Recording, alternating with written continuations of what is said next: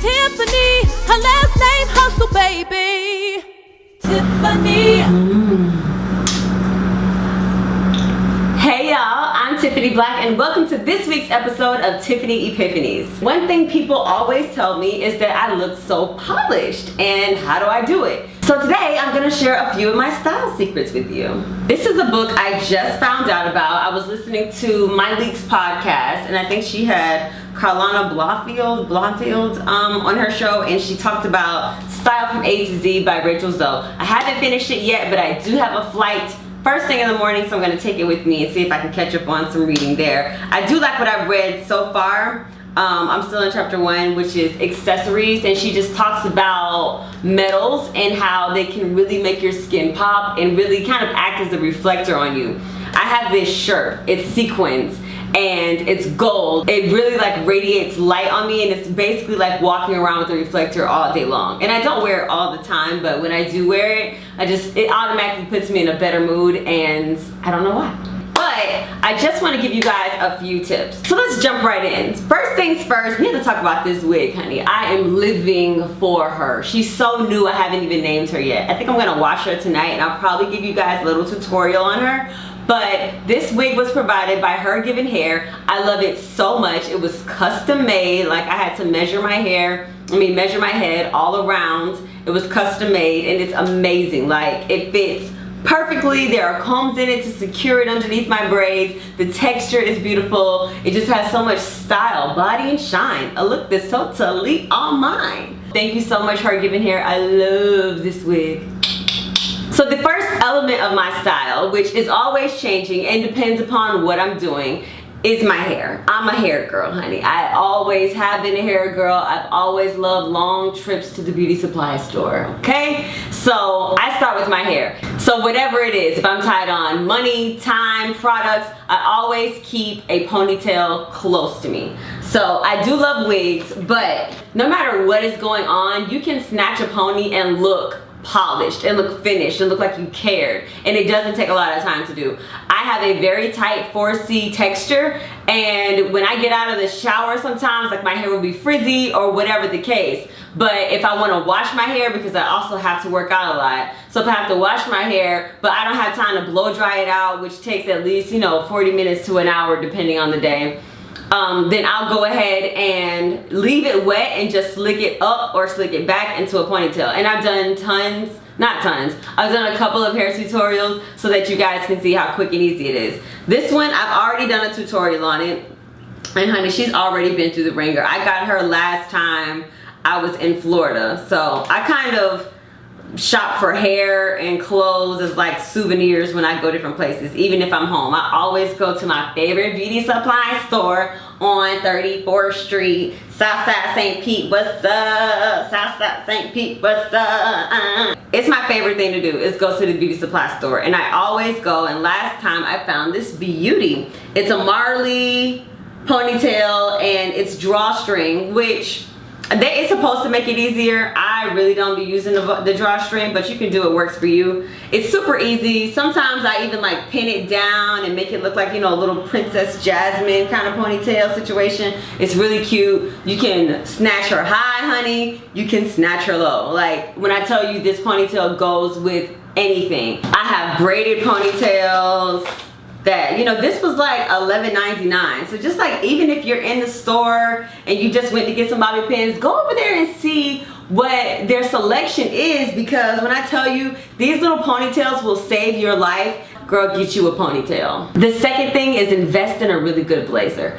I have a couple, but I really had to kind of build it up because I realized that I'm normally an actor, but I was spending more and more time in these kind of formal settings, within the Writers Guild. I'm a fan of bodycon, so I just didn't want to go into like the Writers Guild or those type of settings showing off too many curves. And I'm a very hippie girl. I'm very bottom heavy. I got hips and butt for days. So I don't like to always put those on display. Sometimes you gotta tuck it away for when you need it. And sometimes you just wanna look a little bit more chic and professional, right? I got her from a boutique in Atlanta, I think around my birthday.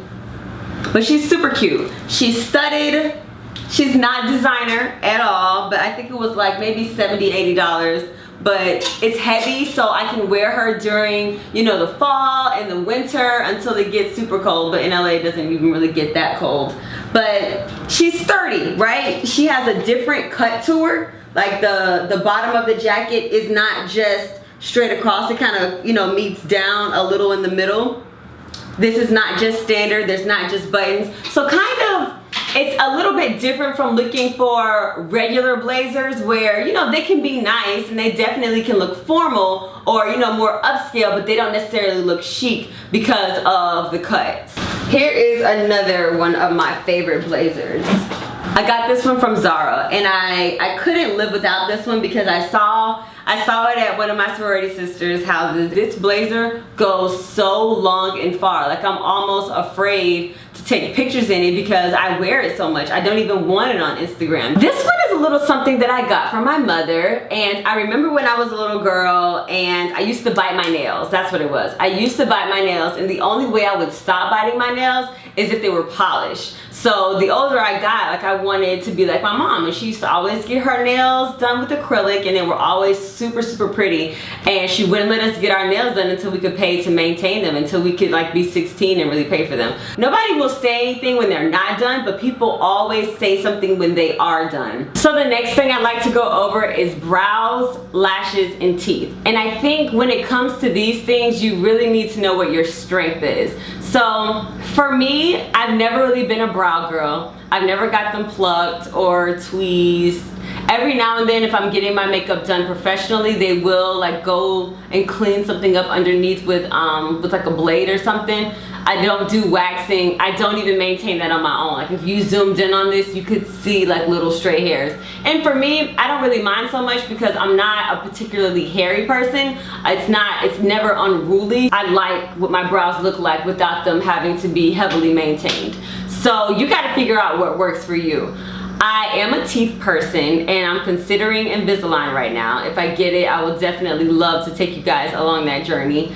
But I get a lot of compliments on how white my teeth are. I'm not doing anything to keep them white right now. I'm not opposed to it. It's just my teeth are very sensitive. Lashes. I definitely think that lashes are an excellent investment, and I have gone to the extent of having eyelash extensions, and I believe in them, honey. The thing is, that is probably the most expensive thing to keep up. Like, nails are probably like, you know, I don't know, 40 bucks every 2 to 3 weeks.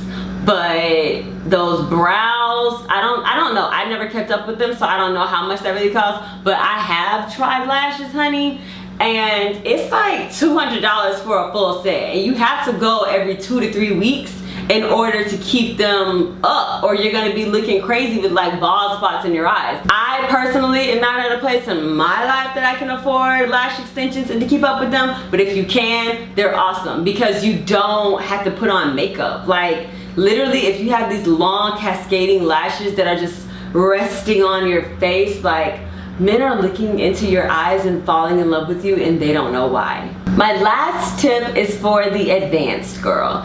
And let me just start by saying they are expensive, but you don't need to have a closet full of them. I'm talking about red bottoms. So there are levels to red bottoms, let me say that. And let me also say that I have 2 pair. Mine were a gift. If I had to come up off of buying them at this place that I am in my life right now, I would not have them. So by no means am I telling anybody that they need to go and spend $1,000 on a pair of shoes. That is absolutely ridiculous. I would not advise you to do that. However, if your birthday's coming up and you're passing the pot amongst your friends and you're telling them what you want and you want to start a GoFundMe, or you got you a little gentleman suitor, or you got a little bonus at work, whatever the case is, you pick it, you plug it in the way you see fit, okay? But if you come across something and it's time for you to get a nice big purchase for you to invest in, I would recommend getting red bottoms. It's the only shoe that you can look at and know how much it probably costs. So if you go and invest in some Giuseppe Zanotti's, we don't know how much those cost, and we can't look at it and know that that is a Giuseppe. that's just the way it goes. You can't look at Jimmy Choo's and know they're Jimmy Choo's. You can't look at Yves Saint Laurent's and know that there's Yves Saint Laurent's. You can't. But with red bottoms, because of the bottom, that's an automatic price tag. And if you're trying to look expensive, or if you're trying to look upscale, then that is the shoe to go. I hate to say it, it's very materialistic, but people have treated me better once they realized that I was wearing red bottoms. It sucks. I would say go ahead and invest and only wear them when you need to. Not only because you want to keep them up, but because they hurt. I'm gonna tell you how to do it. Part of the reason I chose the pair that I did was because I needed something that was gonna be neutral. I have a black pair that are suede, and they are beautiful. They hurt. They are Socates, which are, I believe, the most inexpensive pair you can get. To recap, those are my style tips. Number 1, keep your hair done. Number 2, invest in a good blazer. Number 3, get your nails done. 4, pick one thing out of your eyebrows, lashes, and teeth and focus on making that the absolute best it can be. And lastly, invest in a neutral pair of red bottoms. You guys know I like to end every episode with a Tiffany Epiphany, and this is one that I actually came up with yesterday. You can be an actress, you can be a writer, but what you can't be is ugly. So you fill in those blanks for you, honey. You can be early, you can be late, but you can't be ugly. You can be this, you can be that, but you can't be ugly. Under no circumstances are there ever a reason for you to not look your best. So always make sure you leave a little 5 minutes, a little extra time. Get up a little bit earlier to make yourself feel pretty. Your whole day will go better, I promise you. I want to thank you guys so much for tuning in. If you have subscribed, I'm so grateful. Thank you so much. My subscribers mean so much to me. If you haven't subscribed, you know what to do. Thank you guys so much, and I'll see you next week on Tiffany Epiphanies. Hustle, baby. Yeah, yeah. Tiffany, her last name Hustle, baby. Tiffany.